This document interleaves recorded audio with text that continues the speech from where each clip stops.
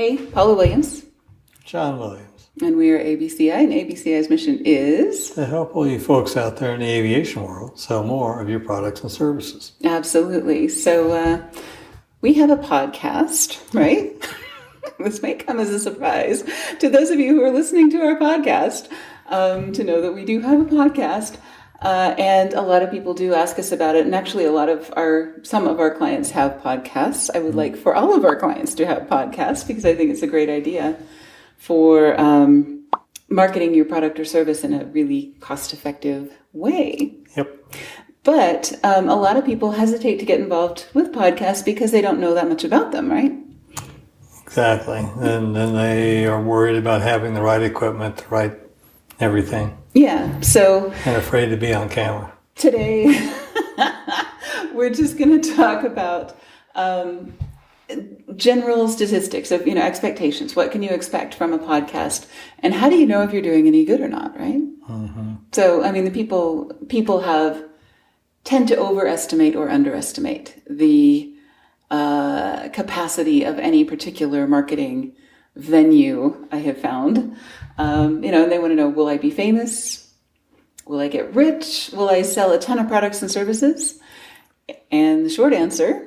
probably not right away. Exactly. The short answer for any marketing channel that we've seen in the aviation industry is probably not. The long answer is yes.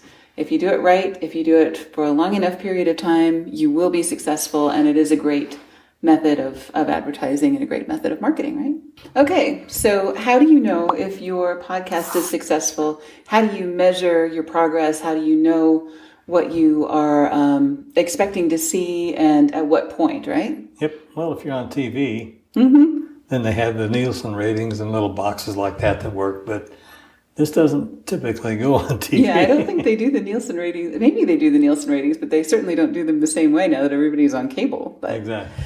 But you may remember, years ago they used to do Nielsen ratings for every household. They wanted to find out how many TVs you had, have you fill out a survey, who's watching TV at this hour, what's on the TV, etc. So most people are familiar with those as a consumer. If you have purchased advertising, you are probably familiar with the AAM, or Alliance for Audited Media. So people charge for print media by the number of subscribers, right? Right. And so there's an independent auditing company that handles circulation numbers for printed materials, and that's the AAM. So podcasts have a similar organization, a third party that people use to sell advertising on podcasts, and it's called the IAB, the Interactive Advertising Bureau, right? It's always a TLA, right? Always a 3-letter acronym. So the Interactive Advertising Bureau has some statistics about all of the podcasts that are listed with the IAB.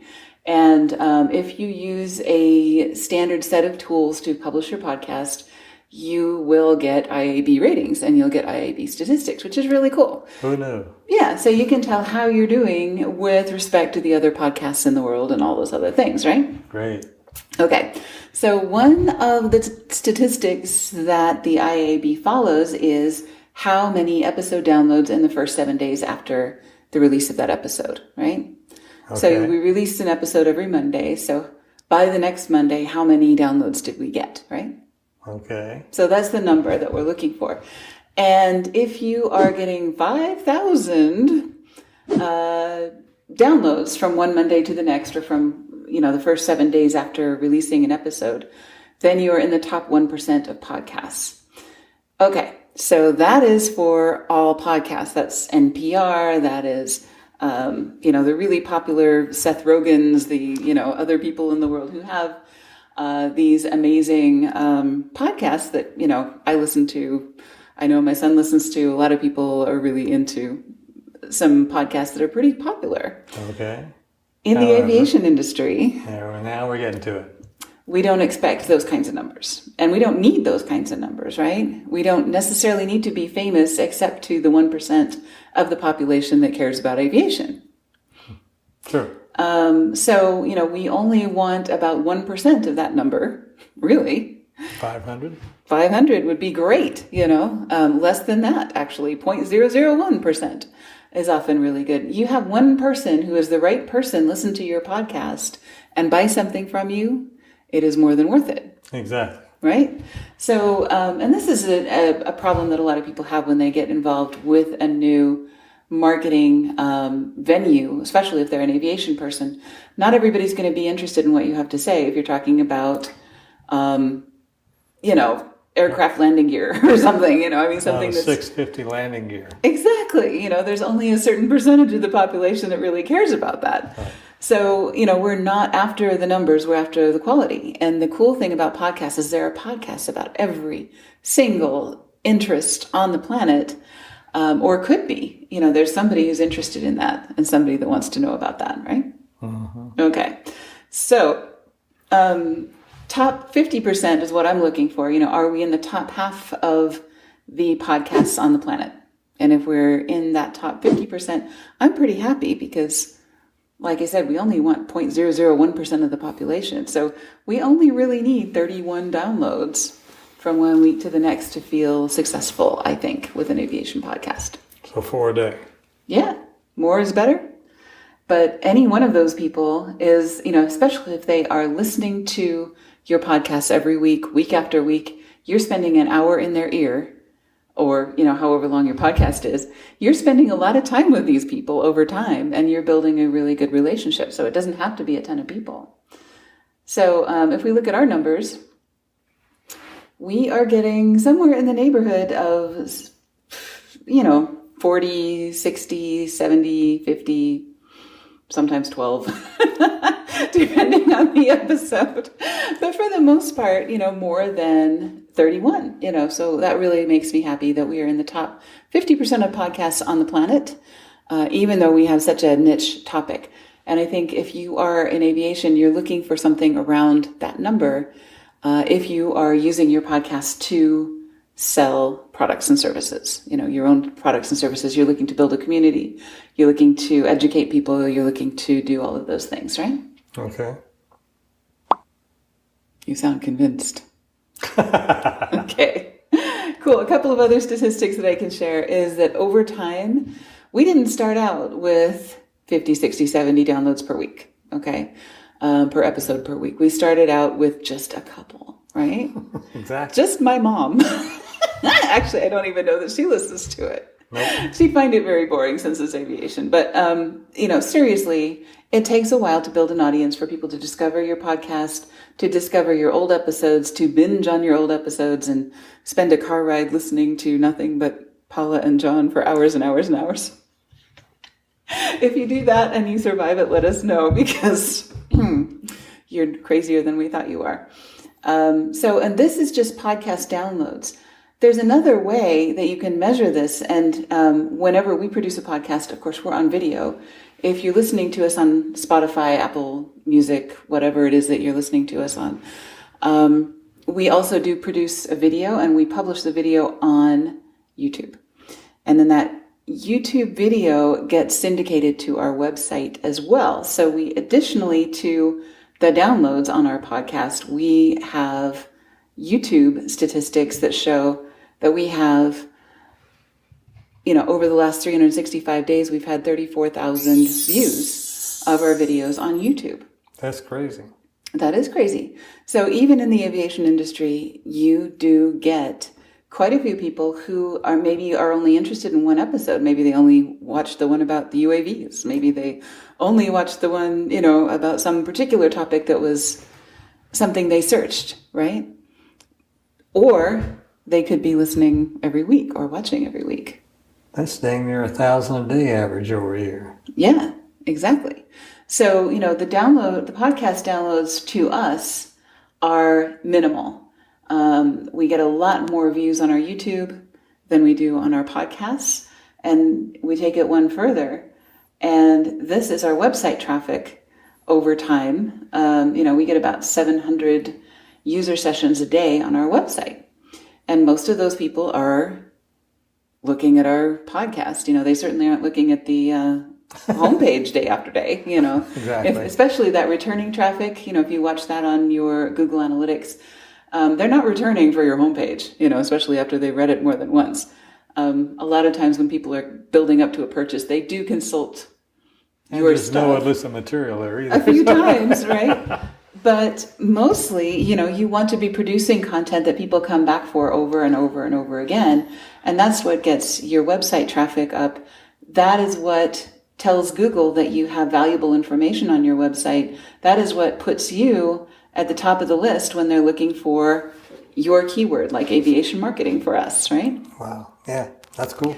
Right. So, but the very best indicator of what our podcast does for us is that we ask people when they schedule a consultation, how did you find us? And some people will say the podcast. Some people will say Google. Some people will say LinkedIn. We also publish our podcast episodes to LinkedIn. We're not just on LinkedIn every day saying hi. We need to have something new to say all the time. Right. And the podcast gives us that opportunity. And YouTube. So, if they found us through any one of those 4 channels, it is very likely. And if we drill further and say, do you remember what it is that you saw? Most likely it is a podcast episode that they saw when they encountered us for the first time, or the time before that inspired them to schedule a consultation with us. Right.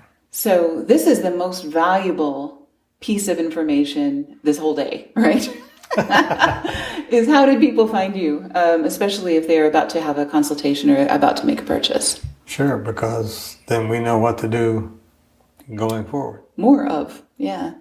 And that's another really great thing about a podcast is you can see, when we do an episode about, if we ever did an episode about MySpace or something that was really, really old or that people don't use anymore, chances are it would get really low traffic. But if we do a episode about Twitter and everybody loves it, or we do an episode about TikTok, which is one that we haven't really explored yet. Metaverse. Right. And everybody's interested, then that tells us something, that our audience is interested in that topic. So that is incredibly valuable information. Years ago when I worked at Wells Fargo, we used to pay a company called Gartner Group. Yep. Thousands and thousands of dollars for this type of consumer information. What are people really interested in? And what are they willing to pay for? And, this is stuff that you can get from a podcast. So it's a great way to produce a lot of content really quickly, a lot of high quality content that is consumed in multiple ways. You can repurpose it in a lot of different places, and you can get a lot of value from making John stand here for 20 minutes and talk to you, right? Right. So you really want to hear me, right? If we can get John to stand here and talk to the microphone for 20 minutes, then we can turn it into 4 different kinds of content. Actually, more than that if you consider all of the different social media channels that it gets syndicated to. So, will we be famous? Kind of.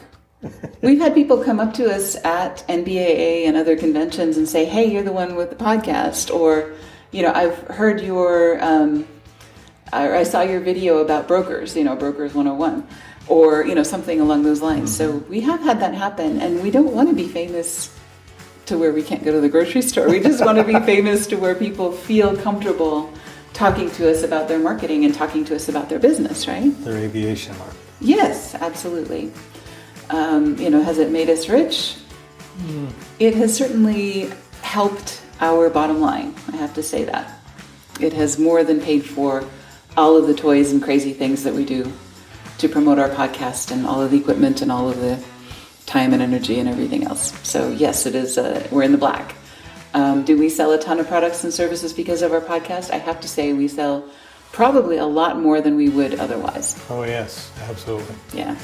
So anyway, that's the answer to the question really is, what do we get out of it and how do we measure it? Now you know. True.